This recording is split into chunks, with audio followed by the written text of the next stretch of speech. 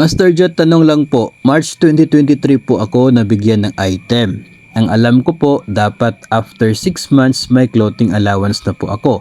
Pero wala po ako natanggap. Ubos na raw po budget, sabi ng AO. Next year na raw po.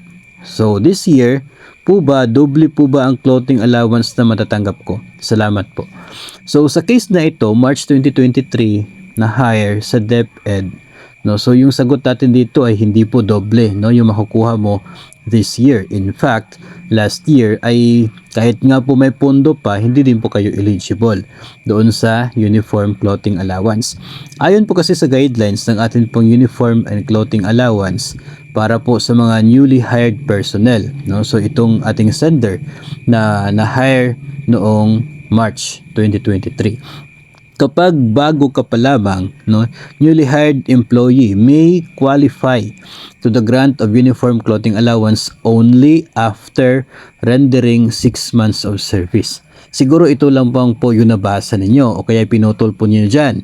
No? Tama po yung sinabi niya after 6 months. Pero may dagdag. No? May dagdag po. Only after rendering 6 months. So pwede ka na makatanggap after 6 months pero may kondisyon. Makakatanggap ka after 6 months if expected to render services for at least 6 months for the rest of the year. So ngayon, kung na-hire ka ng March, after 6 months, that's September, no?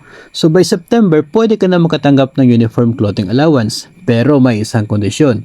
If you are expected to render service for the next 6 months doon sa taong yon. So September na po. Until December, 3 months na lang. So, hindi ka expected to render service for the next 6 months of the current year. So, talagang hindi ka eligible doon sa atin pong clothing allowance noong 2023. Kahit nga umabot ka na ng 6 months sa serbisyo. Dahil doon sa dagdag na kondisyon sa guidelines. Ngayon, kung ikaw ay na-hire ng let's say October 2022, no, kung October 2022 ka na hire, then maging eligible ka doon sa ating clothing allowance sa 2023. Okay, let's say November. Kung November 2022 ka, after 6 months, that is May, no? Pagdating ng May, noong April, hindi ka nabigyan. Pagdating ng May, 6 months na. So, pasok ka sa first qualification. 6 months ka na in service.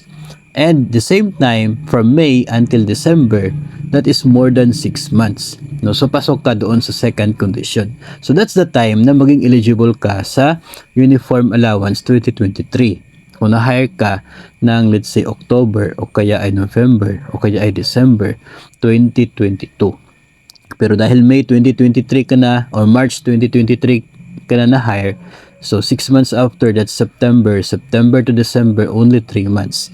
So hindi ka talaga eligible, no? Kahit yung sabi po ng inyong AO na ubos na po yung pondo, kahit po meron pa pong pondo, hindi pa rin po kayo mabibigyan kasi nga doon sa guidelines ay hindi po talaga kayo eligible.